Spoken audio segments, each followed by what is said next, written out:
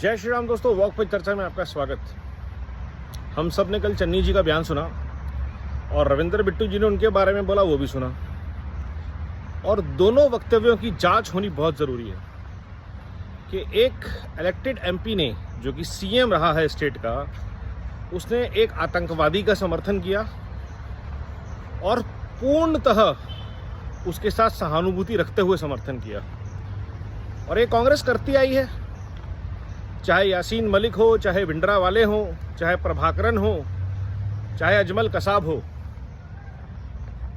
कांग्रेस हमेशा देश को तोड़ने वाले लोगों के साथ रही है, चाहे ब्रिटिशर्स हो, और उसका फायदा उनको मिलता रहा है।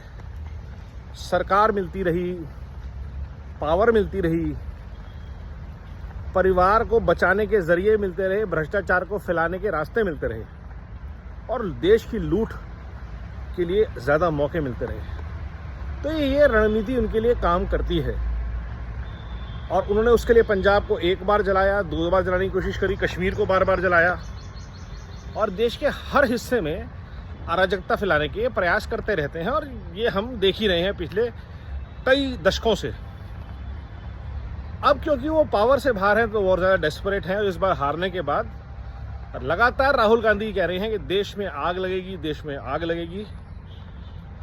कभी स्टूडेंट्स के नाम पे, कभी एक्स सीएम जो कि अब एमपी हैं उनके बयानों से वो देश में आग लगाने की कोशिश करते रहते हैं। देश की सुरक्षा एजेंसियों को, देश के लोकतंत्र के मंदिर एमपीज़ को ध्यान देना चाहिए इन चीज़ों पे, लोकसभा को, कि एक MP under oath in parliament अगर ऐसी बात कर रहा है तो उसके खिलाफ क्या एक्शन लिया जाए।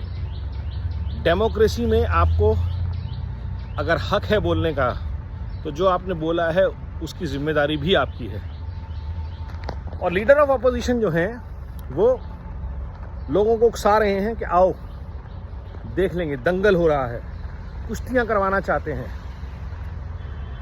ये जो लाल जिहाद का नेटवर्क संसद में घुस गया है और मजबूत किया जा रहा है बाहर से, जुडिशरी इनको सपोर्ट कर रही है, मीडिया इनको सपोर्ट करता है, लाखों करोड़ों जो हमारी अधिकतम आबादी के लोग हैं वो सड़कों पर उतर आते हैं, क्योंकि 150 करोड़ की आबादी में आपको 2 करोड़ लोग मिल रहे हैं जो किसी बात से दुखी हो। बहुत बड़ी प्रॉब्लम नहीं है। लेकिन उससे इम्पॉर्टेंट बात जो कल चन्नी जी ने कही, बिट्टू जी ने कही कि Channi is a bigger corrupt than Badal. Channi का नाम मी टू वाले एपिसोड में भी आया था और चन्नी महाभ्रष्ट हैं। इसकी ईडी और सीबीआई तुरंत जांच करे, इनकी प्रॉपर्टी कितनी है, इनकी बेनामी प्रॉपर्टी कितनी है और कितना चढ़ावा ये 10 जनपद को चढ़ाते आए हैं आज तक। क्योंकि बिना 10 जनपद को चढ़ावा चढ़ाए बिना तो सुरेश कलमाड़ी भी पैसे लेके नहीं जा पाए थे। चढ़ावा सबको चढ़ाना पड़ता है और अधिकतर लोग सिर्फ 10 जनपद के लिए ही पैसे कमाते हैं, पार्टी के लिए नहीं। देश के लिए तो भूल ही जाइए। तो इन दोनों वक्तव्यों की जांच होनी बहुत ज़रूरी है।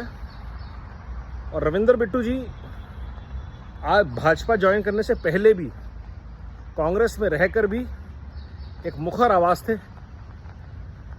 पंजाब के लिए, पंजाबियत के लिए। उनकी बात को तवज्जो देना बहुत लाजमी है। और ऐसे बहुत सारे छोटे मोटे एपिसोड्स होते रहते हैं जिसको ये लोग कवर कर लेते हैं। आज अचानक कल चन्नी जी का बयान जो था वो पर्सनल ओपिनियन हो गया। भाई एमपी लोकसभा में पर्सनल ओपिनियन दे रहा है क्या? फैमिली का फंक्शन चल रहा है उनकी। He is speaking in official capacity as MP of Congress, as representative of Rahul Gandhi. और वो एग्जैक्टली वही विचार दे रहे हैं जो उनके नेता उनको कह रहे हैं देने के लिए। अमृतपाल सिंह का जीतना इत्तेफाक नहीं है, सोची समझी साजिश है। आम आदमी पार्टी और कांग्रेस के समर्थन से हुआ है ये बात हमें ध्यान रखनी चाहिए। और यही चीज़ें कश्मीर में भी रिपीट करने की कोशिश करेंगे। भारत की सुरक्षा एजेंसियों को, इन विघटनकारी ताकतों को, भ्रष्ट परिवारों को किसी भी कीमत पे छोड़ना नहीं चाहिए। इनके भ्रष्टाचार के पुलिंदे खोले जाएं और जो भारतीय न्याय संहिता में सज़ा है उसको फास्ट ट्रैक करके इनको पकड़ा जाए। ये धरपकड़ देश की शांति के लिए, देश की सुरक्षा के लिए, देश के विकास के लिए बहुत ज़रूरी है। बिना भ्रष्टाचार और बिना आबादी पर नियंत्रण किए हम विकसित भारत की अपनी यात्रा प्रारंभ नहीं कर सकते।